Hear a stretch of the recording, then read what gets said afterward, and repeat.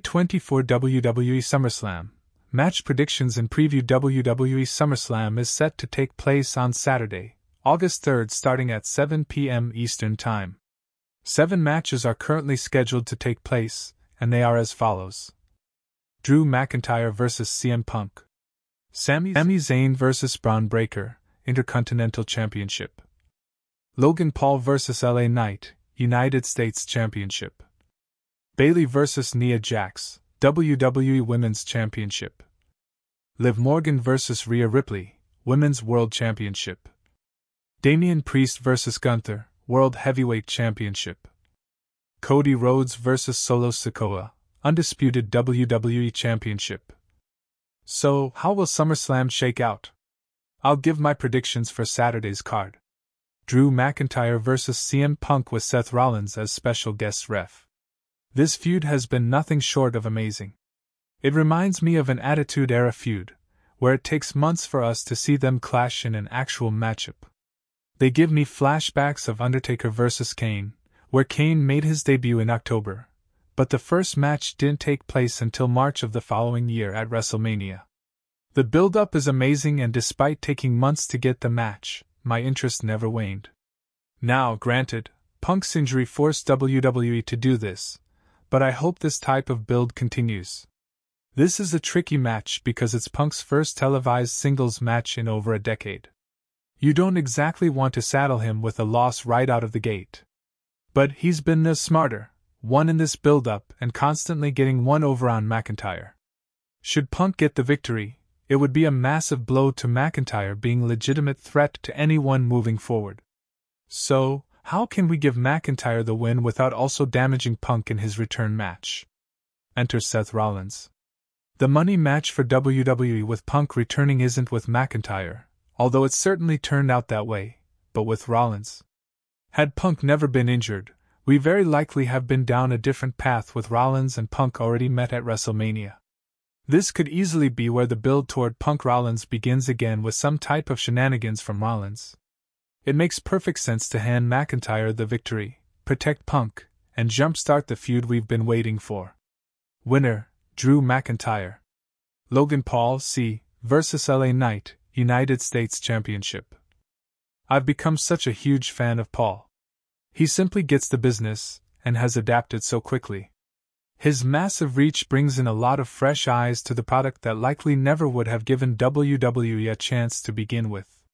However, his title run as United States Champion has been, well, forgettable. Paul has been champion for 271 days and has defended the title twice. In a day and age where I think WWE can utilize their mid-card champions effectively, this doesn't exactly get the job done.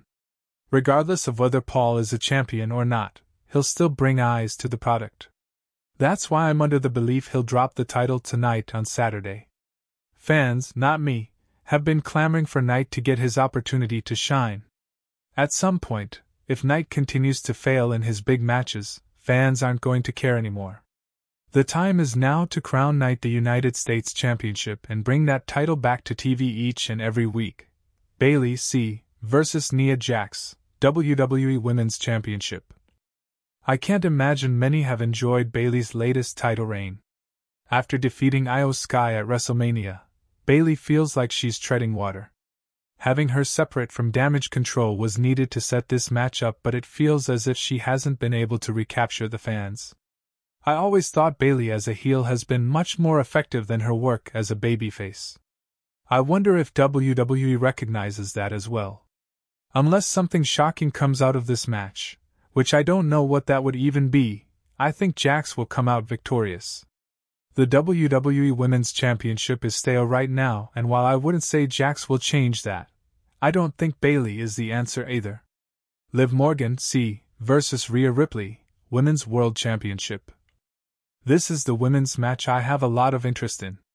The storyline build has been great, and sets up for a classic turn from Dom.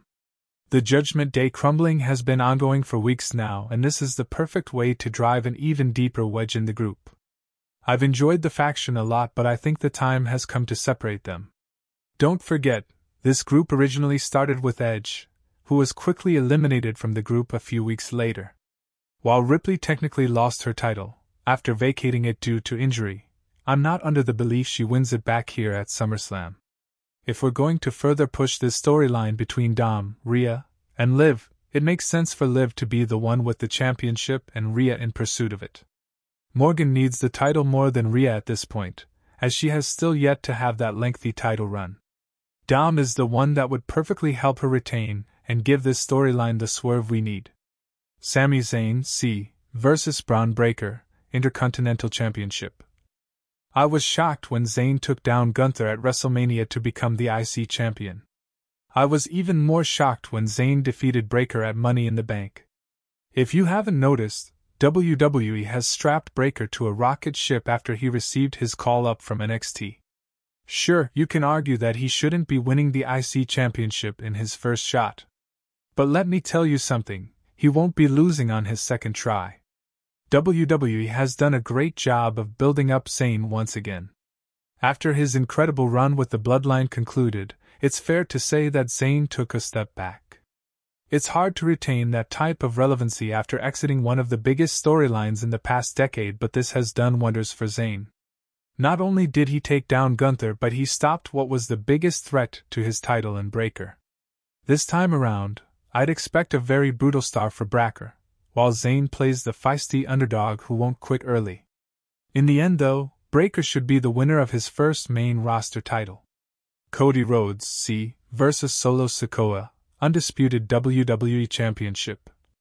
It feels like the match itself is being overlooked and people are instead wondering if we get the return of Roman Reigns or not.